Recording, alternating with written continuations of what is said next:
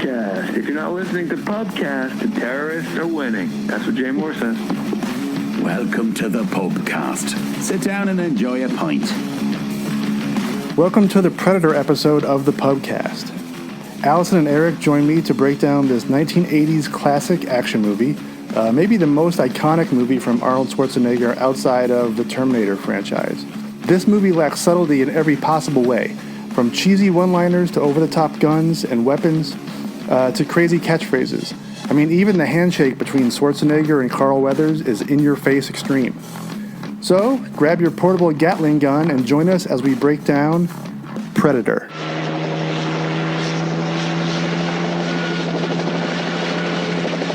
We are a rescue team, not assassins. Now, what do we gotta do?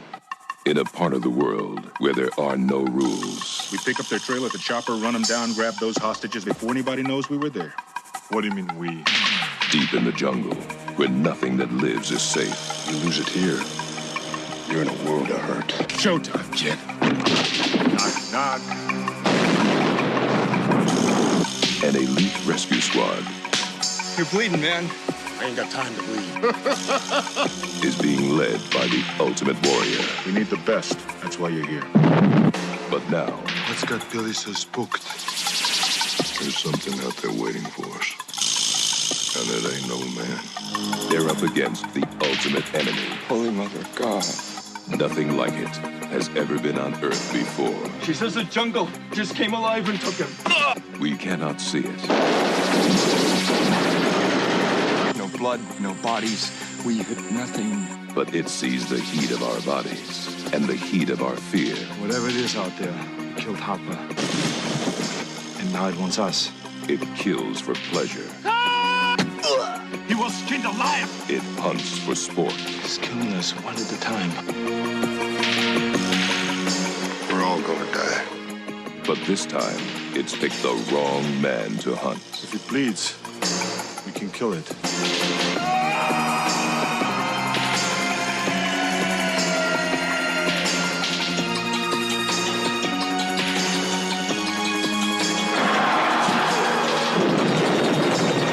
20th Century Fox presents Arnold Schwarzenegger.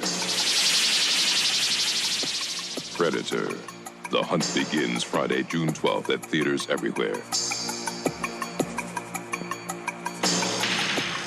All right, Predator, 1987. Yes. The no-nonsense plot. This whole movie is a no-nonsense plot. I mean, the only way to describe it is just the basics. It's nonsense. Yeah. Well, first of all, it's nonsense. Yeah, it's nonsense strung over a no-nonsense skeleton. There's not much to it. A team of commandos on a mission in a Central American jungle find themselves hunted by an extraterrestrial warrior. Okay. I don't know if it's a warrior, but yeah, I don't know if warrior is the right word, but yeah. it's pretty spot on. Yeah. They said find themselves hunted by, I'm sure they didn't want to use hunter again, so I said warrior. I was trying to think, I know I saw this in the theater, but I don't remember the details because this would have been the summer before freshman year in high school, and I would have moved. I think this came out, I forget, is it June? So June, I probably was in Southern California, so I saw it with my 8th grade friends. Right. But then shortly after moved and you know, whatever, all my other friends that I met in high school would have seen it. So it was great. It was classic 80s Schwarzenegger at the peak of his cheesy powers. Rewatching this, Eric, I haven't rewatched this like top to bottom in I don't know how long. Way slower than I thought. And they do the thing like in Jaws where they don't show the monster until like an hour into the movie. Like there's almost no Predator or anything until like over the hour mark. I think I saw like researching that the Predator is in this for under 8 minutes or around 8 minutes of the whole movie. Yeah. And even then it's the the invisible version. Like it's super short. Yeah, even and it's interesting you mentioned Jaws because they sort of went through a lot of the same issues in, like, I'm sure you're going to get to it later as when it comes to like casting and stuff.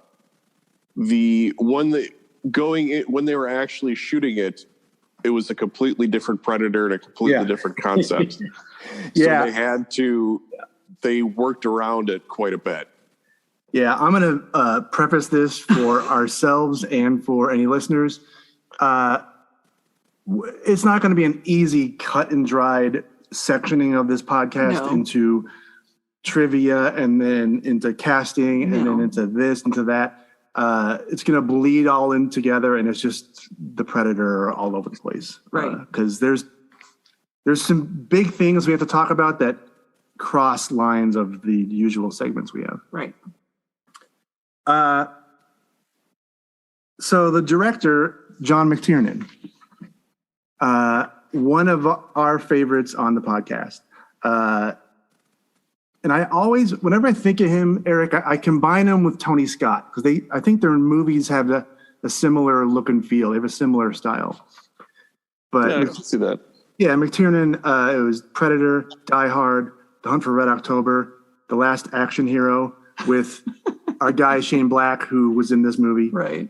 Die Hard with a Vengeance. So a bunch of those type of movies. Thomas Crown Affair. Yeah, Thomas Crown. A bunch of those types of movies. But Predator was his first big one, at least. Yeah, I think I look back, I think it's only his second movie, and the first one didn't look like much of anything. But then Predator started a pretty hot streak for him. Yeah, huge. Now we come to Shane Black, Eric, our guy. Mm-hmm. So, and here's where we start crossing lines on our segments. He he played Hawkins in this movie, the throwaway fourth or fifth character of this team, just sort of hanging out, the guy with the big oversized glasses that take up his entire face for some reason. He is who looked like Egon. That's all I could think of, or whatever character he played in Stripes. Mm-hmm. Exactly. So Shane Black is a screenwriter who was responsible for Lethal Weapon 1, 2, 3, and 4, The Last Boy Scout, classic, classically terrible movie, but very Shane Black. The Last Action Hero, Iron Man 3, The Nice Guys, which we love, The Predator, the 2018 version of Predator, and then he's working on Lethal Weapon 5. Ugh. He's got other movies too, but those are the big ones. So let's just jump the gun on some of the trivia stuff. But so Eric, I'm referencing Eric because we have talked about Shane Black every now and then. They brought him on to star in this movie essentially as like a sneaky punch-up guy or script rewriter on the fly to be there on set. And also, I mean, I've seen different versions of this, and also he was working on the Lethal Weapon script while he was working on Predator. Okay. That's insane, Eric. Yeah, I think it's Joel Silver. Yeah. One of the producers of The Predator produced Lethal Weapon. So to keep him close by, as the story goes, to keep him close by that they could keep working on Lethal Weapon, they gave him a part in Predator so they could be working on that movie. They were working on Lethal Weapon while on the set of Predator. Yeah. And that feels like an unnecessary step unless they felt that he was the best guy to actually add to the movie. Like half of the story. The other half, and I don't know what is, actual reality, but the other half is they wanted him to do a rewrite on the script and didn't, or he said no, put me in the movie, and then when I'm there I can touch it up here and there if we need to. I heard don't know all why of he his wants to jokes be in were the his movie. joke. I heard Yeah. all of the jokes that he told in the movie were his jokes. That sounds exactly like him. Yeah, it's kind of nuts. So, all right. This we talked about. This is like the peak or near peak of the 80s. I guess we're going to call this an action movie. Yeah. There's not a lot of action. Is it action? Is it horror? Is it suspense? Is it? I mean, it's Action suspense, I would say. Yeah, it's closer to something like Alien. It's closer to that than it is to like True Romance, which is more of an action movie with Schwarzenegger. Action horror thriller. Yeah, there you go. This movie has a couple. I didn't write all of them down. We can go through a few. We can probably come up with these off the top of our head. Some of the key tropes or key parts of a Schwarzenegger 80s action movie. I wrote down just two, but there we can throw out a dozen probably. Okay. This one is heavy on both of these. Zero subtlety whatsoever. Everything's in your face, over the top, cartoonish. And then I didn't realize how many there are in this movie. Lots of cheesy one-liners. Oh, He's known for that in other movies. I didn't realize there were so many in this one. Yes. Yes. For sure. There were a lot of setup montages that I noticed. So it's like laying the trap or, putting out the bombs and doing all that stuff that, and lots of like balls of grass being put on top of stuff. Like that happened like 3 different times. And I definitely noticed it. Like little like bird's nest of grass put on top of things. Just because you mentioned that, when Mac did that on one of the flares or whatever he's putting on, he's staring down the barrel of the flare, putting the grass on it. It could have gone off like laying a tripwire that's like right in his face. Right. Yeah. It's foreshadowing for later. Right. Yeah. Completely insane. Any other? I mean, we got the over-the-top weapons. The minigun in the jungle, Eric. That is the most ridiculous, unrealistic, impossible thing that's been in any movie ever. I can't. There's so many ways how that is so insanely wrong. It's so unwieldy and so heavy, and I don't care if you have that sort of helper backpack thing that does it. It's impossible, and all the rounds you have to have for that thing, it's ludicrous. That packet they had on his back, that would be gone in 10 seconds. Yeah.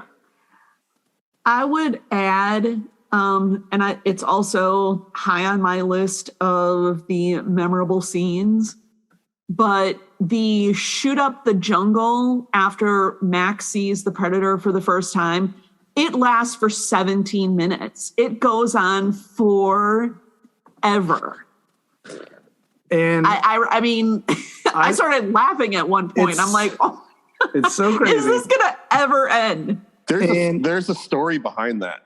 They mow down the jungle as if they had giant weed whackers. Well, all I kept thinking is like, you don't even know what you're shooting at and you're using up all your ammo. So back to your point about that gun, like those bullets would have been gone in 13 seconds. Oh, yeah. And it shoots something like, I don't know, 3,000 rounds a minute or whatever it is. You'd have to have like a pile that's 18 feet high of ammunition behind you.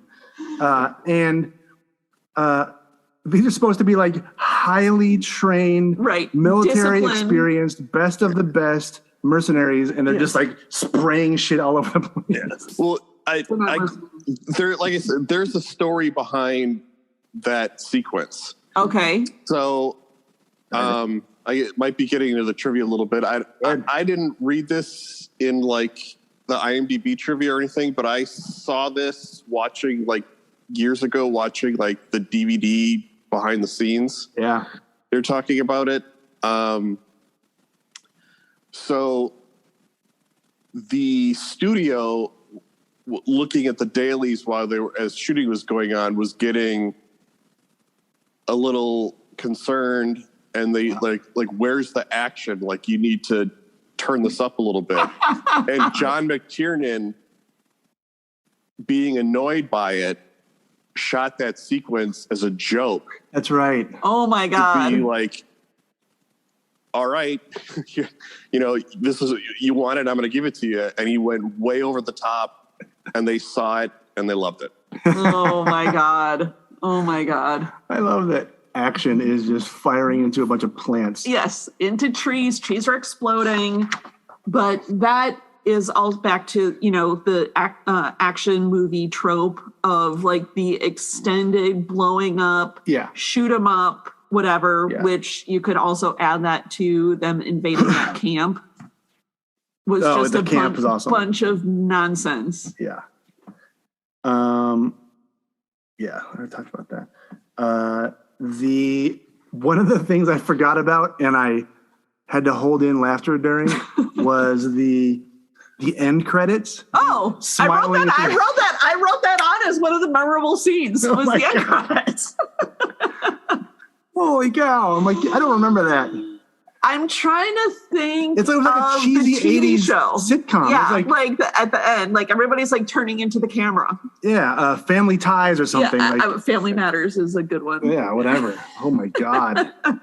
It was weird that they shot one for everybody but Arnold. I know. Like, Arnold's was a shot for the movie, but everybody else, like they set them up to do some sort of. It was basically Max with his little toast with his flask or whatever. It was insane. It was essentially the opening of Love Boat with Isaac giving the two guns or the thumbs up or whatever he does. It was It was ridiculous. Love Boat Jungle. It was ridiculous. All right. Let's do a couple of the usual things before we dive into the actual Predator and all the issues with the Predator. There are many. Okay. Let's do Rotten Tomatoes. Okay. What do we think the audience gave Predator in 1987, or now, but this classic, quote unquote, from 87? I'm going to say 91. Eric? 85. Split the difference. Audience gave it 87. Ah, all right. Which is about right. I mean, I'm surprised it's that low, to be honest. I am too. We're going to lay on the critics, and then I've got like a different take on that. But I would have thought right up, it would have in 87 been like right in the sweet spot for him. Well, and certainly at the time, everyone loved it. Right. I mean, it was the formulaic blockbuster or blockbuster type of the summer. Right. The problem is me. Like the me, I'm part of it. So I've had zero desire to watch this movie until yesterday. I finally broke down and watched Predator for the first time because I like action movies. I can handle some suspense, but I don't know what I was thinking this to be. And I just had zero interest. So it could have been young women at that time would be like, that's not my movie. Sure. It could have brought that down a bit. But. Yeah. All right. The critics for Rotten Tomatoes. 84. Eric? 80. 80 it is. Oh. That's pretty good for critics for a movie like this. Yeah. I think they would have enjoyed the special effects at the time of it. It was relatively, you can't say it was, the whole thing was unique because it is essentially, and they built it, when they were pitching the movie, they pitched it as, the phrase was correct. They said it's Alien in the jungle. which is basically what it is. Yeah. It's a team of mercenaries. They weren't mercenaries in the first Alien, but it's this monster that's out there. They don't know what it is. It's kind of hiding. They're hunting it, but it's hunting them, and it's basically the same thing. It's crazy. So the movie you saw last night, yes, as the first time, right? There's no way it could hold up to what you ever heard about it over the past 30 years. In terms of it being great? Yeah.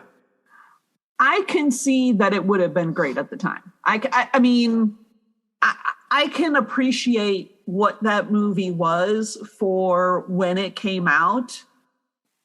Schwarzenegger being Schwarzenegger, Carl Weathers being so Carl Weathers, like all of it was good. The special effects were surprisingly fine. Yeah.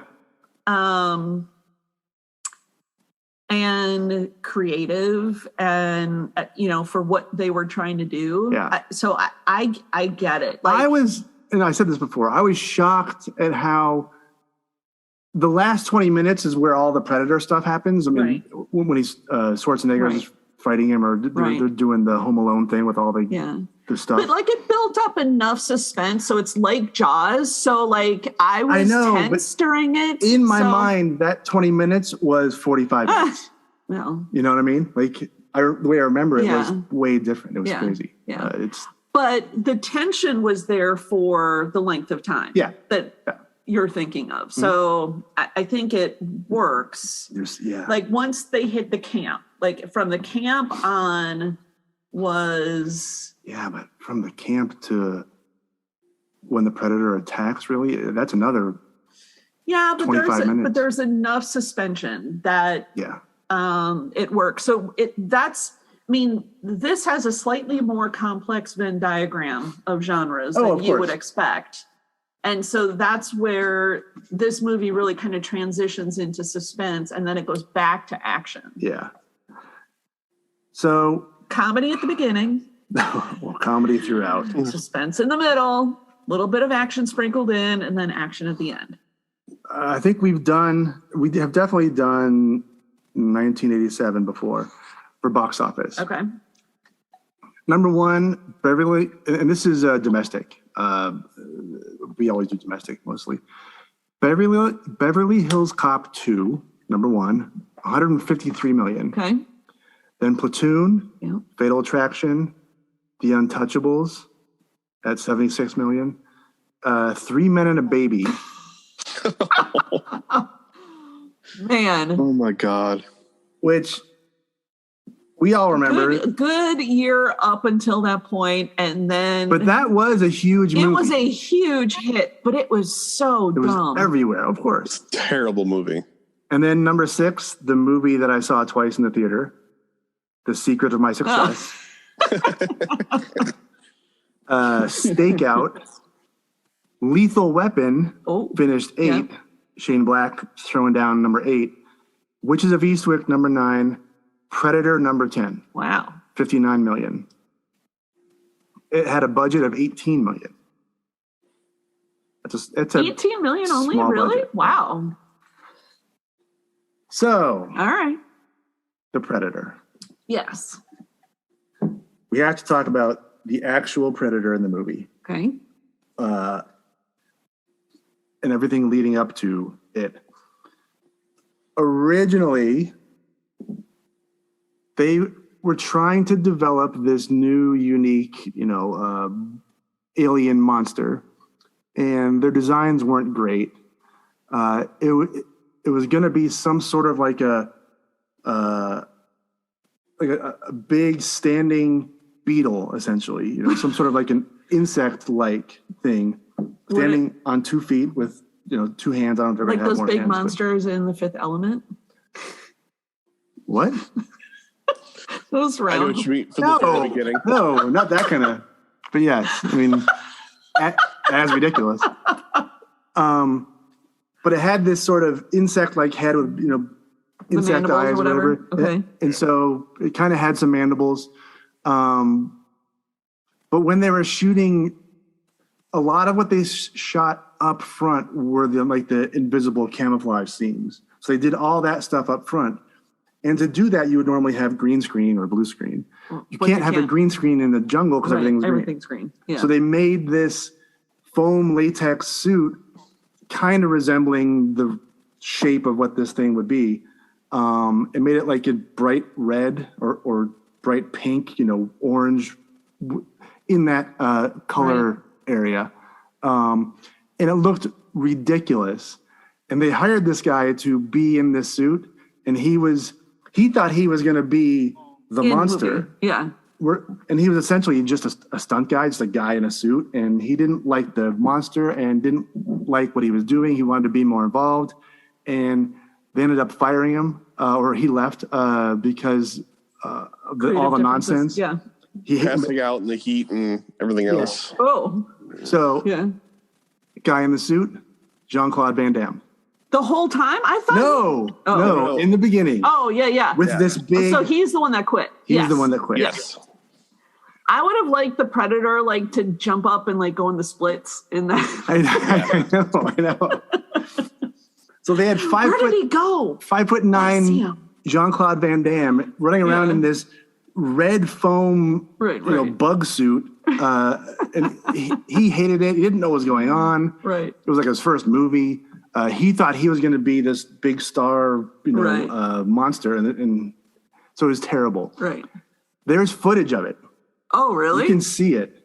Oh my God. You can't see Jean-Claude in this. You can't see his face. See that it's him. His eyes are in there, but you can see him going around the jungle doing whatever. And this fake suit that they were going to CG out anyway, or composite out anyway, looks ridiculous. But he didn't understand that this is not the real suit. Yeah. But none of this is going to be seen. This is going to be a blurry, camouflage nonsense. This is not the real thing. But he didn't get it. Right. But that was Jean-Claude Van Damme. Oh my God. And then super kicky. Yeah, that was part of the idea too, I think, is they wanted him to be sort of very agile, kind of monster. So originally they wanted this to be more insect-like. So he was up on his legs, and he had legs that had the knees on the wrong side, bent the wrong way, like an insect would if it was standing up. And so they constructed these legs, but you can't do that when you're in the forest going down these, big steep hills or hills and tripping over everything, all that sort of stuff. Yeah. So they had to scrap that, and then just any number of things didn't work. Yeah. So then they had, I forget why, Eric, they had this big break in the schedule. Something happened. They shot most of the movie and it had this big break. Was it weather related? I forget. And during the break, while on a long plane ride, who was it? McTiernan? Or was it McTiernan or somebody from the movie was, I think it was Joel Silver. I forget. Was sitting next to Stan Winston, the big special effects. Oh, no, you know who it was? James Cameron. James Cameron, right. Oh. James Cameron was sitting next to the director and on the plane? On the plane. And they had... No, it was James Cameron and Stan Winston. That's right. They had hired... they had scrapped whatever concept they had for the Predator, I think, and that's when they hired. That's when they hired Stan Winston. Yeah. And he was doing something else with James Cameron, and they were sort of having a conversation. There you go. So they brought in Stan Winston to fix the nonsense that they had, and then he was having trouble with the design. Like, how do I make this more original? And it's how do I do this thing? And James Cameron said, I like your designs there. And he was drawing them out. And it's like, that looks good. I always wanted to see an animal with big sort of mandibles, like big, exterior mandibles, almost like an insect or like some sort of to make it look otherworldly. So they added the face, and then it all came together after that. Right. So then they got the Predator, they got the design right. They hired this big 7'2", he was like a ballet dancer. Like whatever, like classically trained dancer of some sort. So he could move well, was a giant, and could be in the Predator suit and do all this stuff. So wow. That guy was also Harry and the Hendersons. He was Harry and the Hendersons. Wow. He was also the alien. Oh, really? The alien, yeah. Wow. So yeah, he's. I mean, if you needed a big guy in a suit, he was the guy. Right. Until he died. I think I saw something like that suit weighed like 200 pounds or whatever, that even though he was a big guy and would be really agile, like they thought he'd be really agile to be like this skilled hunter, that they had to put him like on bungees in order to help him be able to move efficiently because it was so heavy. Yeah. And like when he was up in a tree, like he was on like this cement lift in order to like handle the weight, because one of the trees was made of concrete. Yeah.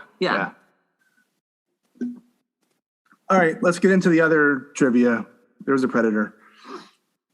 Okay, this movie was almost titled Hunter, as in the Hunter. Right. It was almost The Predator as well, but they took off the and it's cleaner. That's right. Exactly. Justin Timberlake came in and said, it's cleaner. We talked about Shane Black already. The Predator's green blood was made from glow sticks. Not surprisingly. And KY jelly. Yeah. The race of the Predator species, is, I'm just going to say Yautja. Wautja. Okay. Yautja. It's never said anywhere, but I guess it's like in, I don't know, the extended universe. It's the backstory comic stuff. Yeah, I think it's like graphic novels or something where they say it somewhere. Did the graphic novels come before or after the movie? After. Yeah. Predator was a original piece. Got it. The 7'2" actor in the suit, Kevin Peter Hall, also appears as the helicopter pilot at the end of the movie. Oh. So we got some FaceTime? Yeah, non-Predator time. Here's the story that I couldn't find enough information about this because I really want more, but I saw this in multiple places, so I'm believing it's true. Okay. The actor who plays Billy, Sonny Landham.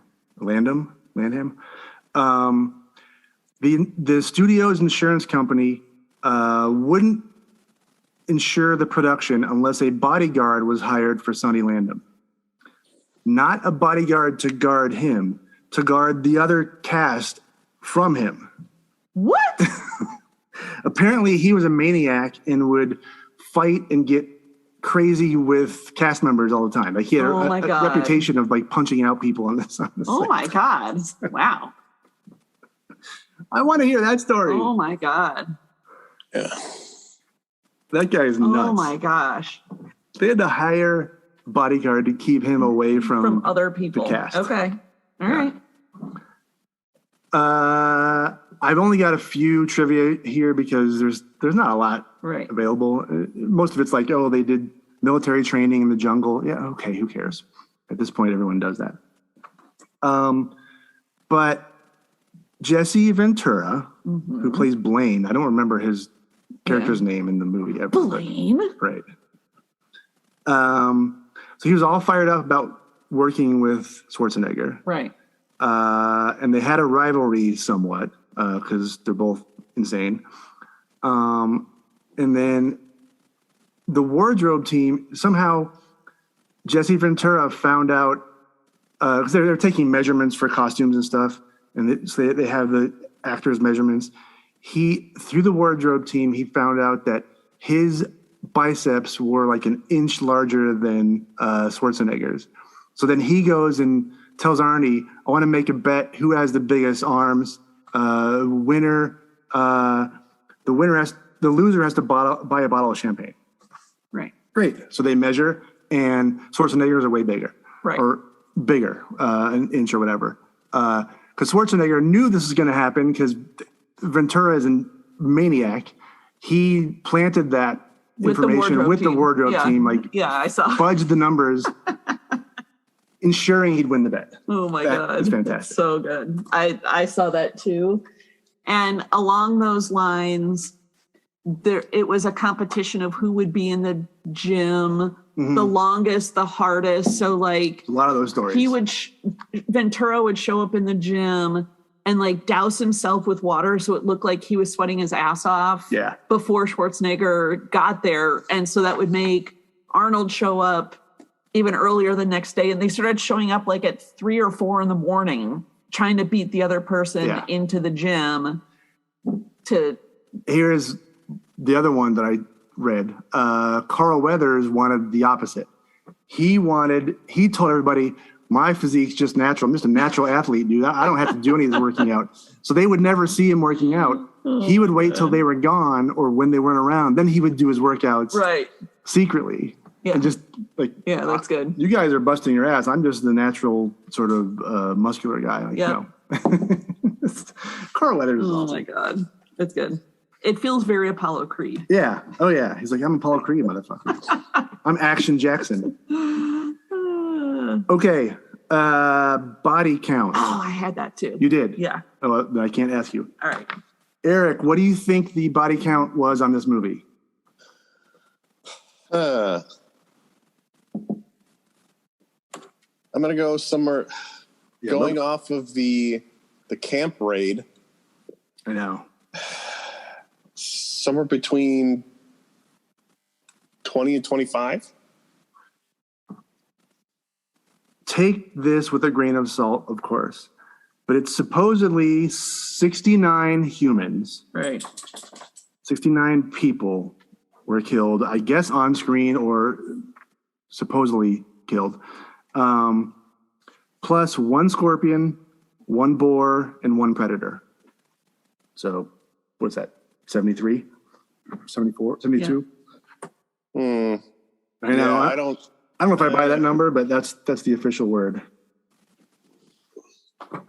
Any other trivia that I didn't include that you want to jump in with? A lot of sort of nonsense, but. Not really. I had like written down 3 things, and the last one's more of a plot point than it is a piece of trivia. So, all right. Which it's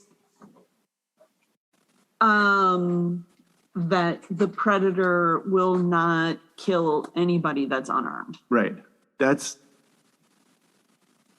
his defining characteristic. Right. Throughout all the movies, including the new one, Prey, that new Hulu thing. Yeah. Yeah. They're hunters. They're game hunters. Right. They want it. They're for the sport. It's all about the sport of it. Yeah. And if you're not armed, then, which is why at the end he takes off all his weapons and fights Schwarzenegger hand to hand mostly. Right. Okay. The only casting thing I wrote down was Jean-Claude Van Damme. The rest of it, I didn't see anything. I didn't even look up anything. I usually try not to look, but the only thing I saw was that the part was written for Carl Weathers. Yeah. There was nobody else. Yeah. That's it. Which brings me to recasturbate. Okay. Because I also have the same thing with the character Dylan. I only have one guy and one guy only. So I wrote my part for him specifically. Okay. Okay, it's a recasting debate. It is time to recasturbate. Better close the door. It's time to recasturbate. Brendan, you said that you felt like this was super easy. I felt like I struggled. It was so easy. Like, I could come up with names for each of the main characters. I could come up with so many, there was too many options. I'm like, oh, this one, boom. That one, boom. Easy. And then I'm like, I can't write down 5 for each one. So I had to whittle it down. But most of this stuff came off the top of my head in a few minutes. So, I had that for a couple of characters, and then I realized I had a cast swap. that would work for sure. Okay. So do we want to work top down or bottom up? Top down. We want to go for Dutch, Yes. Dylan, Mac, Yes. Billy, Blaine, Poncho Hawkins. Yes. Okay. Do you want, now you have the cast swap. Do you want to do the whole cast swap or what do you want to do? Well, so after a couple characters, it really doesn't matter. Like this is just about a group of people on a mission. Yeah. So when I was casting a couple of characters, I was like, oh, this is who this person is. And then I started looking through the cast. I'm like, oh, okay. So I can tell you my cast. Before you do. Can you guess it? Well, I had a cast swap idea and I didn't go down this path, but yeah, I didn't try to label it. I had an idea and I'm like, oh, that might actually work. And I didn't do it, but it's a movie I don't think you've seen. Maybe you've seen it. I think it's an easy one. I think this movie was inspired partially by Predator. So that is maybe why it kind of fits. It's the comedy version, Tropic Thunder. Oh. I think Tropic Thunder Predator cast swap. Yeah. I think you could make it work if you wanted to. Yeah. It wouldn't be that hard. Yeah. But I didn't do that. So what is your cast swap, Al? My cast swap is Guardians of the Galaxy. Because you could throw in like Vin Diesel is in the cast, and Bradley Cooper, and you can have like a single female lead of Zoe Saldana. Yeah. Lee Pace is in there, could be the Predator. Yeah. Oh my God. I like Lee Pace as the Predator. Like all of it, like you could start checking off all the boxes. And I did keep like a couple of specific ones for specific actors for specific parts. But to me, it's a good ensemble that works with action, comedy, and it's fitting because most of the names that I think we are all going to throw out are from the MCU. I bet a lot of them are MCU guys. Big, like tall, muscular, action type actors. Today's action movies are mostly MCU movies. Largely. So, okay. Now, let's start with Dutch. This is the Schwarzenegger part. Right. I will kick it off. Okay. I'm going to get the most obvious elephant in the room off the table. Okay. Don't even say it. I don't think any of us want to put him in this movie. So I'll put him second just because. But the clearest Schwarzenegger analog is The Rock. Right. Yeah. Right. I don't want him in the movie. I don't want him in this movie. No. I don't. I don't think, as much as he checks all the boxes, I don't think he works in this. To me, the more logical fit, or the guy I want in here, and this is the only one that I have on my list, is Chris Hemsworth. Ditto. He's my Dutch. Yeah, me too. Okay. And that's the only name I had too. Yeah. Oh, interesting. I wrote down Michael B. Jordan. Apollo's son? Yes. Yeah. He should be Dylan, just for the symmetry. No. It's a different movie. Right. It's a different movie. Yeah. Did you have another one? Or no. That's it? All right. Mm-hmm.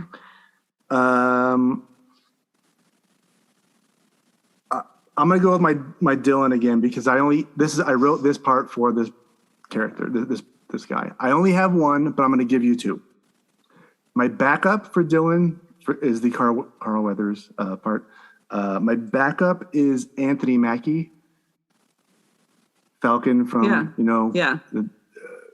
the MCU, and that's just in case my guy gets sick or something. I don't need him even to apply for this. The only person for this part to me is Idris Elba. It has to be Idris Elba, and everybody else. He's too old for it. I know. I threw all the interesting age stuff out the window. Idris Elba and Chris Hemsworth as Dutch and Dylan. I've got a blockbuster already. Yeah. Eric, who's your Dylan? I had one name. Might be a little outside the box, but I still think he could pull the role off. Michael Jai White. Oh yeah. Whoa, where's he been? He played. He was in. The only thing. There's a lot Dark Knight. Dark Knight. Yeah, he was the one of the gang leaders where he meets the Joker in the basement of that restaurant. Yep, I know who you're talking about. Yeah. Lots of kung fu movies. Yep. Yeah. That's good. That's a good one. I like that one actually. Al, do you have a Dylan? So with Michael B. Jordan as Dutch, I switched it around, and this is where I put Vin Diesel as kind of like the opposite character of him. Yeah. I almost had Vin Diesel in a number of places. Yeah. He was another one where I kind of like, I don't want to put him in this movie. I know. Not to the extreme as The Rock, but exactly. I'm trying to avoid him. Eric, give me your Mac. I've got 2 for Mac. My number 2, actually, I have in a couple of different places. Dave Bautista. I got him somewhere else. Yeah, but my number 1 choice for Mac is Terry Crews. You love a good Terry Crews. I love Terry Crews. I have him somewhere else. Oh my God. I have him somewhere else. Okay, my Mac, my runner-up is Brian Tyree Henry. I don't know who that is. He's in Atlanta. He was in The Eternals. Yep. Yeah. Yep. And my number 1 for Mac is Mahershala Ali. I think that's a good Mac. Yeah. He could play that sort of the stoic pre-freak out Mac. That's good. Yep. Yeah. Okay. I've got Daniel Kaluuya in there. But I like John Barenthal in there. Oh, I like Barenthal. The Punisher. Yep. Yeah. But kind of like the freak out at the I think it works. Yeah. Al, give us your Billy. I only have one name, and I was quickly looking up to see what else you guys might have seen him in. I thought I would for sure remember, and then of course I don't. His name is Zahn McClarnon. He is in Reservation Dogs. He's been in a ton of things. Give me 1 second. Damn it. I don't know him. I don't know his name, is what I'm saying. He's been in Dr. Sleep, The Purge, Westworld. Westworld. This is him. Oh yeah, he's the I can't pronounce his name in Westworld. He's the Native American protagonist in whatever season of Westworld. Yes. Yeah, he's good. Yeah, he's great. That's a good one. So the Billy character is Native American, or indigenous. He's an indigenous people from somewhere in the Americas. Sure. I guess doesn't Native American cover that? I guess. Yeah. And it's not said. Eric, did you watch Prey? I did.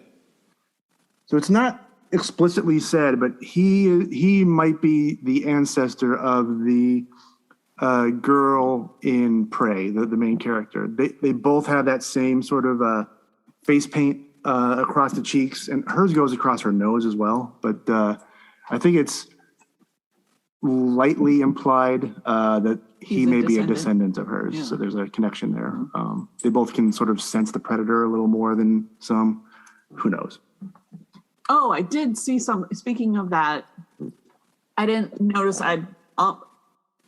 It'd be interesting to go back, but the way he first detects the predator, is he hears the predator attempting to mimic his laugh. Yeah. And that was it. That he heard it. Yeah. And it wasn't that there was some sixth sense or something like that. It was just really good hearing. It's hard to see that in the movie, though. I mean, right, but that's the way the story goes. Yeah. Okay, my backup Billy, Tom Hardy. Oh, I got him somewhere else. I got Tom Hardy as my backup guy. He's going to give me a weird voice, so that's going to be good. My number one is Michael Pena. Oh. I'm going to throw Michael Pena down as Billy. Interesting. That's going to be an intense Michael Pena. Yes, it is. All right, Eric. Will he need a bodyguard? Hopefully not. Tom Hardy might, though. Eric, do you have a Billy? I have a Billy, but I'm not. I had a hard time. I couldn't find. I was looking for Native American actors, and I couldn't find one that I liked in the role. Or like the Native American actors I was finding didn't fit the bill for me. So I unfortunately sort of had to go the Hollywood route of got just somebody that looks vaguely like they could fit into that demographic. Yeah. And that's my Michael Pena for you. Jason Momoa.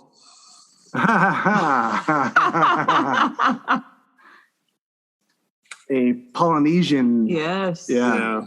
That's all right. That's good. Okay. Blaine. This is Jesse Ventura's character. Yep. I've got two, and I think it's a toss-up. I think I know the answer I want to go with, but I can flip a coin. And because it's Jesse Ventura, and there's a WWE connection, right? I'm going to throw a little John Cena into this one. Yep. But I think the winner is Terry Crews. I think Terry Crews is my Blaine. Oh my God. Yeah. Al, give me a Blaine. This is the one where I actually had three possible choices, and I went with one might be slightly too comedic, but it might work with some of the throwaway lines. Yeah. I've got Channing Tatum in there. He's my least. Yeah. Dave Bautista. Yeah. And then this is where I've got Tom Hardy. Yeah. I thought about that too. I don't have Two of faith. those three, there's no way they could handle that minigun. I know. Put all these guys in there. They can't handle that minigun. All right.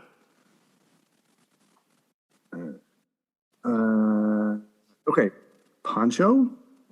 Okay. I have not given my Blaine.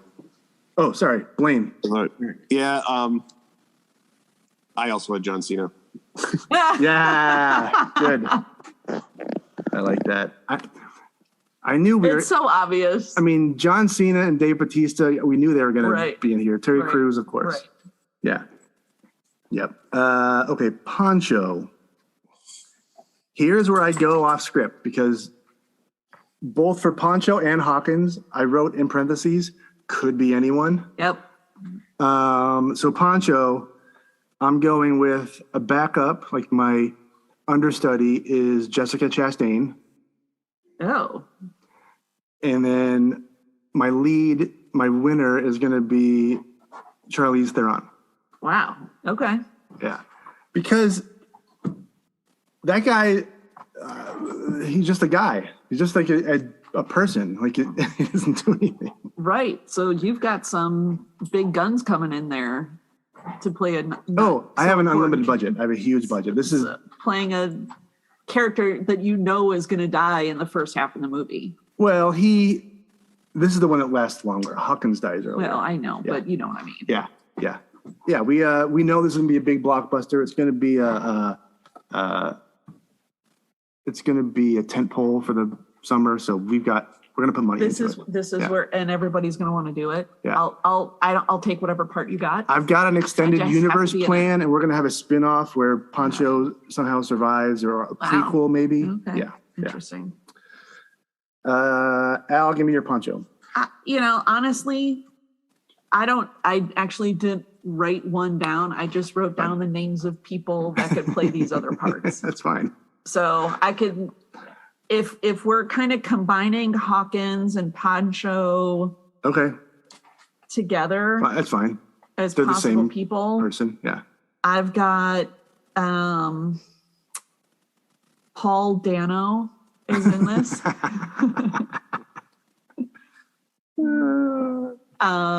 I've got Joseph Gordon-Levitt's getting killed for sure. So 2 guys from the Batman.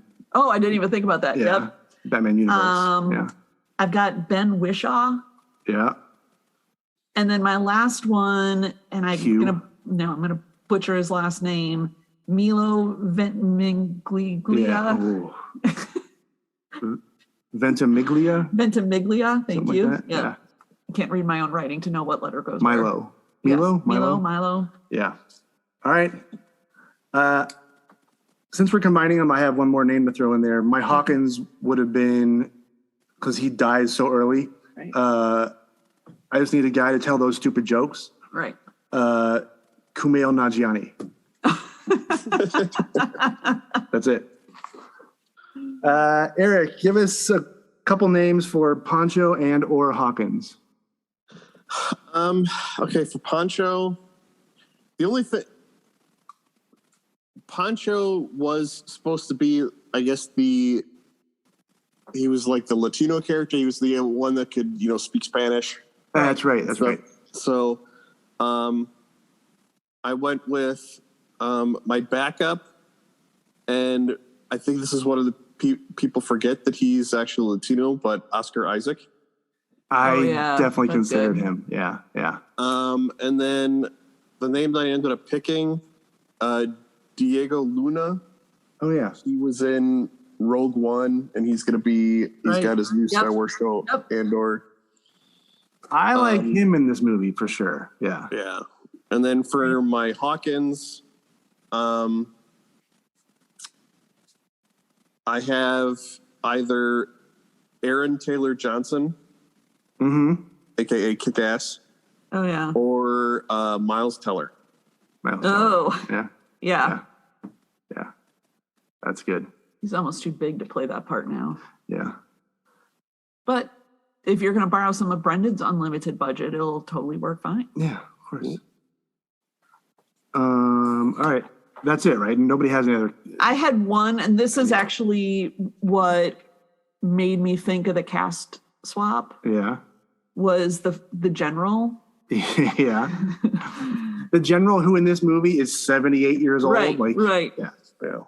But I picked Michael Rooker, who plays Yondu. Yeah, fine. Sure. Yeah. So I did cast. Go ahead, Eric. Oh, I was just saying, I did cast the Predator. Oh, I considered it. Go ahead. I got 2 names. Chris Bosch. No. Boban. I definitely thought about Boban. Oh my God. He's the and then the other name, John Wick. Would be Halfbor Julius Bjornsson, aka the Mountain from Game of Thrones. Oh my God. He's the big world's strongest man. Right. Yeah, the world's strongest man. Yeah. Got it. Yeah. That's a different kind of predator. That's a big barrel-chested Icelandic Viking. He started boxing though. He slimmed way down. Yeah, but he slimmed down from 450 to 380 or whatever it was. Yeah. Okay. Memorable scenes and quotable lines. I first want to talk about the greeting between Dutch and Dylan. Dylan, you son of a bitch. Dylan! You son of a bitch. And the hand grab and the close-up of the flex. Oh, my God. I totally started laughing. It sets the tone for the whole movie. Dun, dun, dun, dun, dun, Yeah. dun. It's so over the top. It's so ridiculous. Yeah, I like you guys sent me the video of the two of you watching that scene last night. Oh, my God. And Allison rolling on the floor in the background laughing. It's like a caricature of a caricature. Oh, my gosh. Yeah. It seriously was like a part of the 18 montage. Yeah. Oh, absolutely. I ain't got time to bleed. Yep. Son of a bitch is dug in like an Alabama tick. You're hit. You're bleeding, man. I ain't got time to bleed. And then Schwarzenegger's, one of his most famous lines in any movie short of I'll Be Back, get to the chopper. Run! Go! Get to the chopper! I first wrote down, you are one ugly motherfucker. Yeah, that's a good one. You're one ugly motherfucker. And then the ad-lib cheesiest line of the movie, Okay. when he throws the impossibly large Bowie knife at the guy and nails him to the wall. Oh. Stick around. Yeah. Fucking maniac.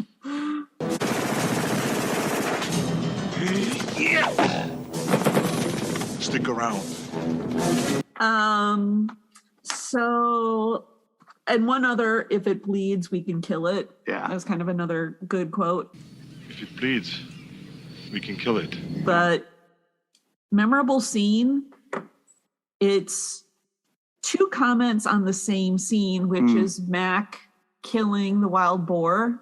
So one, it was like a total homage to Psycho with like the knife going in and out of frame and the blood spatter.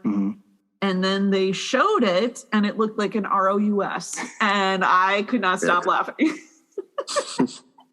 In the research, somebody asked John McTiernan, the director, about the animals that might have been harmed in this movie. Like, was that a real scorpion? Right. Was that a real boar? He goes, the scorpion, yeah, that was a real scorpion. Whatever. He goes, the boar? Are you kidding me? That was the fakest thing we've ever seen. Like, that was a terrible boar. No, it was not. It was so fake. Yeah. And if you watch it, it is so fake. I don't know what that's supposed to be, but it looks more alien than the Predator does. Yeah. It's so over the top. Yes. I have a couple more, but Eric, I'll let you go. Memorable scenes for me is, and I really, to the core by being, I wanted to be there when Allison saw it for the first time, but Mac catching that laser to the face. Oh. His head explodes. Yeah. I very much wanted to be there for Allison's reaction the first time she saw it. It's a football filled with jelly or something. It was ridiculous. That explosion. Absolutely ridiculous. Yeah. That was wild. A couple have already been mentioned. The initial shoot 'em up of the Predator, like that scene would be like a memorable scene. Yeah. That's the big scene, yeah. And I also wrote down the end credits are crazy. Like that was my note to talk about it because it's out of place. It's out of place for the movie. End credits and mowing down the forest or the jungle are so cartoonish or sitcom-like. Yeah. It's crazy. And then I guess then along those lines, and I actually voiced this comment, is the music almost made it sound like it was a comedy. Yeah, there's a lot of music in There's this. a lot of sound effects. I don't know if sound effects is the right. It's sort of like background, like almost like interstitial music, like so it's not just the sound of them walking through the jungle. Yeah, but it was like trying to be like Indiana Jones or something, but But they didn't have John Williams. They did not have the right composer, and it was a swing and a miss. Yeah. It was just off, but noticeable and memorable. Yeah. I feel like the thermal imaging, like the Predator's point of view, that was sort of a big deal at the time. It totally was. Yeah, and was sort of memorable. Yeah. Some of it kind of looked like a weather map. Yeah. But most of the effects held up pretty well. Yeah. I mean, even like the weird camouflage, not every time it looked great, but most of the time it looked pretty good. Yeah.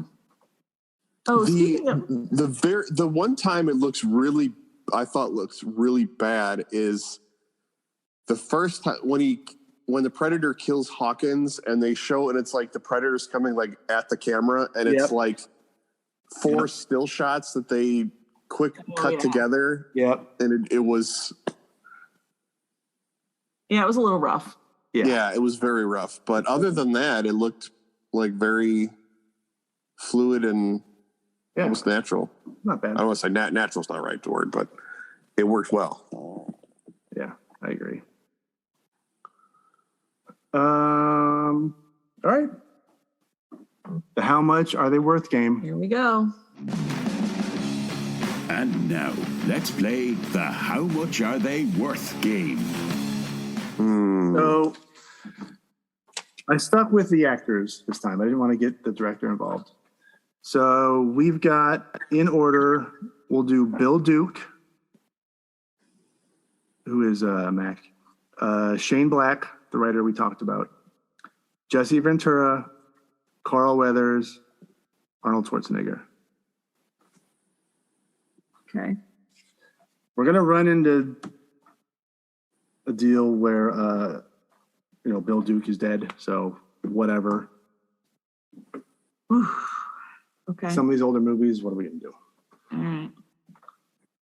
Bill Duke, a.k.a. Mac. He's been in 1,000 things.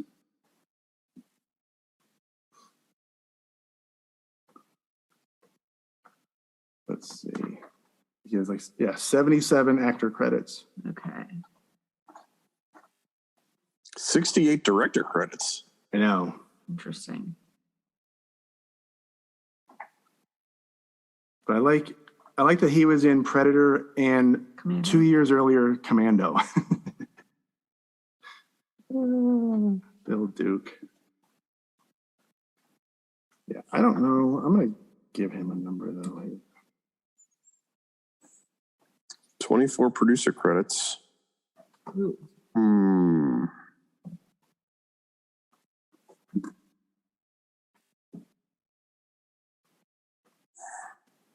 Yeah. The volume, I don't know what to make of that, but he's still alive, right? Yeah. Okay. He's still alive. Is. Never mind. He is born in 43. Okay. All right. Give me a number for Bill Duke, Allison. Ooh, I wrote 6 million. 6. Eric, what do you got? I'll say 10. I had him at 11. Bill Duke. Yeah.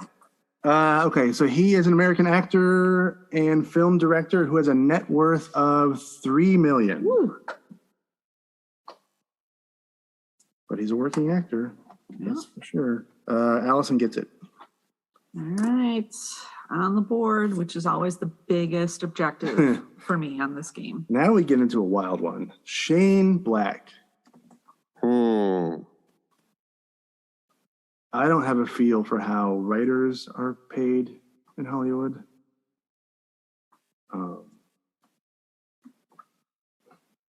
But he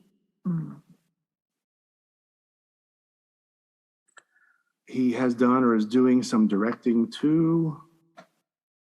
I don't. Kiss Kiss Bang Bang. That was the other movie of his that I was trying to remember. Yeah. When you were listing him off before. Yeah, that's one. That's a good one. I just watched that recently. Oh, really? Yeah. Actor, 16 credits. Director, 7. Producer, 4. That might just be in name only. I don't know. He was in RoboCop 3.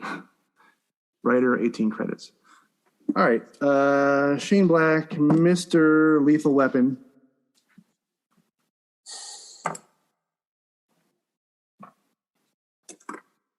All right. Eric, give me your number for Shane Black. Oof. 15 million. Oh, that's what I had. Al has 15. I have 20. 15, 15, 20. Shane Black. Ooh. Close. Shane Black is an American screenwriter, producer, director, and actor who has a net worth of 16 million. 16. Which means we have a tie. You and Eric tie. Eric. All right, 2-1 so far. Jesse, the Governator, Ventura. All that government money. Oh my God. I remember, so Jesse Ventura was governor of Minnesota before Arnold was governor of California, right? Yeah. So I think it was after Arnold was elected governor of California. Carl Weathers went on Saturday Night Live and they did a skit. He was in that one skit. He wasn't hosting or anything. And it was him running for governor of, I can't remember where, but he's like, hey, I was in Predator. Yeah. Arnold was elected. Arnold, he elected Jesse Ventura. I was in Predator too. Vote for, elect me your governor. That's awesome. That's funny. I don't know how to. I mean, Jesse, he made whatever as governor, but all the WWF stuff, who the hell knows? I don't know that they pay well. I don't even know how to quantify that. He was one of the biggest stars in the 80s, I guess, or late 70s, early 80s, but. Right. All right, I wrote down the number.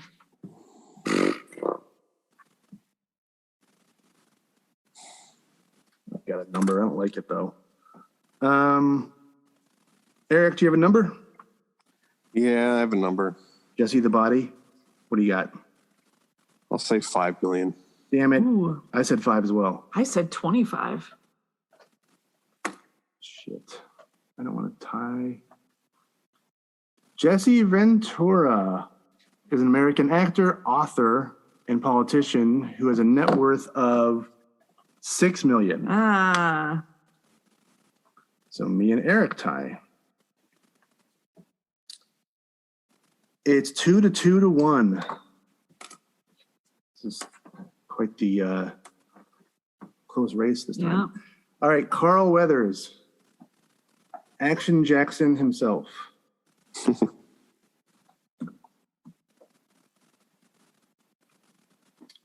Carl. Happy Gilmore. Arrested Development. And Predator. The Mandalorian. Yeah.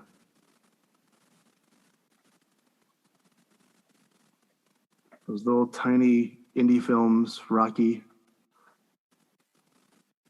1, 2, 3, and 4, right? Yeah. No, 1, 2, and yeah, right. Magnum PI. He was in a movie called The Sasquatch Gang. I saw it. Starsky and Hutch, yes. Barnaby Jones, fantastic. That's right. Happy Gilmore. Chubbs. Close Encounters of the Third Kind. What? That's right. It was a deleted scene. It got cut, but he was in it. He was a military police. Oh. Yeah, he was an MP. He has a scene with Richard Dreyfuss, I think, when they're at the train station. Yeah. Oh, interesting. the James Brown Living in America video short. That's Apollo Creed. All right, Action Jackson, let's go. Ooh, $6 Million Man. One episode.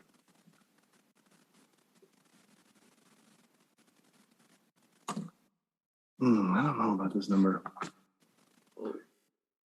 I think I made a mistake. Okay, Al, give us your number for Carl Weathers. I wrote down 15 million. Eric, what do you got? 10. I have 12. Whoa. Carl Weathers is an American actor, director, producer, and retired football player. Ooh. He played for the Buffalo Bills. Who has a net worth of $8 million. Eric gets it. So now it's 3-2 to 1. Damn it. Going into the final. This number. Oh God, I don't know what to think for this guy. Arnold Schwarzenegger. This could be significant.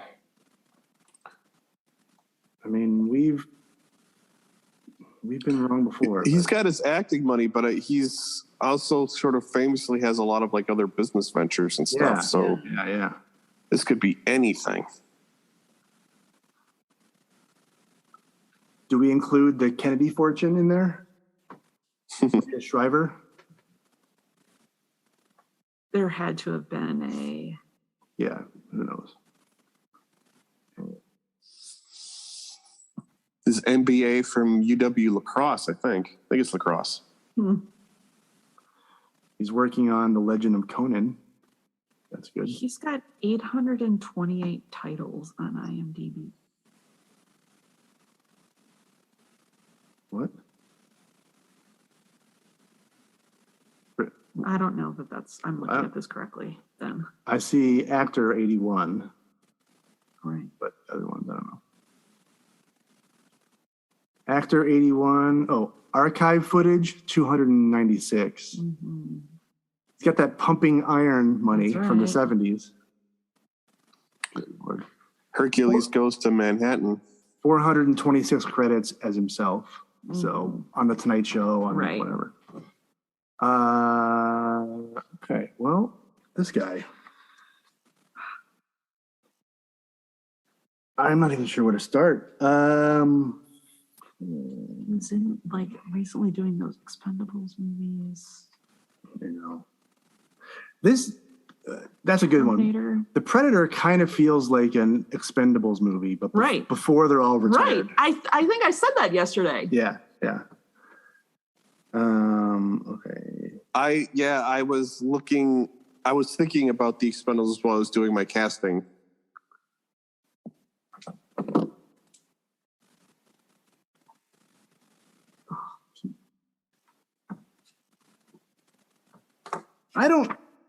The number I have is either like fantastic or so wildly off that it's embarrassing. Yep. Yep. All right, Eric, give me your number for Schwarzenegger. Don't forget to put in junior money. Kindergarten Cop. Yeah. I will say it's got a lot of actor credit, a lot of producer credits, so I think it's gonna be mostly just his acting salary. But then I will say $300 million. That is exactly what I wrote. Oh, get ready because I'm way the fuck off of that. Planet Hollywood. Hello. Oh, yeah. I don't Although he's probably recently lost money on that. Yeah. Okay, I have an insane number. Is it 600? It's $681 million. Yep. Yeah. I was thinking of going over 500 and I scared myself off. I think he's at got $500 a lot million. of stuff out there though, besides the acting stuff. Is there any protein powder that he's invested in? Okay. You guys said 300, both of you? Yes. 681. Yeah. Arnold Schwarzenegger is an Austrian-American bodybuilder, model, actor, businessman, and politician. I'm just going to read this whole thing. He is one of the most famous actors in the world and at times has been the highest paid person in the entertainment world. As of this writing, Arnold Schwarzenegger has a net worth of $450 million. Oh my gosh. So you guys are 150 away. I'm well over 200. So you both get it. That gives Eric 4 and Al 3. Eric wins. I think all of mine were ties. Did I tie Allison like 3 times and Brendan once? Yes. You and Allison tied. No. Yes. You won Carl Weathers outright. No. Okay. But 3 of the 4 were for ties. You wow, Eric. tied Allison twice and you tied me once. Yeah. Wow. That had to be frustrating for you guys. Damn it. Son of a. Oh my God. Well, The Predator is good. It's not as good as I remember it. I would say it does not hold up as well as I thought it would. But I can see why people love that movie. Yeah. I think it's not my jam. I've watched it once now. Yeah. I've ripped the Band-Aid off. I can kind of check that off my list of things now I don't have to worry about anymore. Eric, do you think this is still the best one of the franchise? I do. I think it is. It probably has to be. Although I really do like the new one, Prey. Yeah, Prey is a solid second. Yeah. None of those other sequels come close. No. I haven't seen all of them, but I've seen some of them, and that's why I haven't seen the other ones, because I guess the second sequel, Predators. Yeah. The one that had like was that with Adrian Brody? Yeah, with Adrian Brody and Danny Trejo. Yeah. And it was like Robert Rodriguez was involved in it. That one wasn't bad. I saw that one. But yeah, Prey is solidly in second place. Yeah. And they don't even count the ones that are Alien versus Predator. You know, they just own that for good reason. Where does it take place? Which? The Alien versus Predator? Various on Earth. Yeah. On Earth? Why are they both there? The explanation? Because I don't think you want the explanation. Yeah, you won't like the answer. All right. The first of those two, I thought could have been okay, but they just completely. They had the idea for half a movie. The one made a whole movie out of it. One where they're in the North Pole or whatever. What? They're in Antarctica. Antarctica. Yeah. They're at the South Pole. Yeah. Why? I don't want to know. I don't really. Yeah, you don't want to know. I really don't. It doesn't matter. It was a premise that had maybe enough for half a movie. The reason they did it is because the same studio owned these two iconic monster villains, that could have crossovers here and there, and like at different points in the Predator movies, I think is this like Godzilla versus Gamera? Yeah, like it's the same thing. Godzilla and Kong, the whole thing. Yeah. So you can see like an alien skull in one of the ships. Like in Predator 2, the one with Danny Glover was the first time there was any hint of it.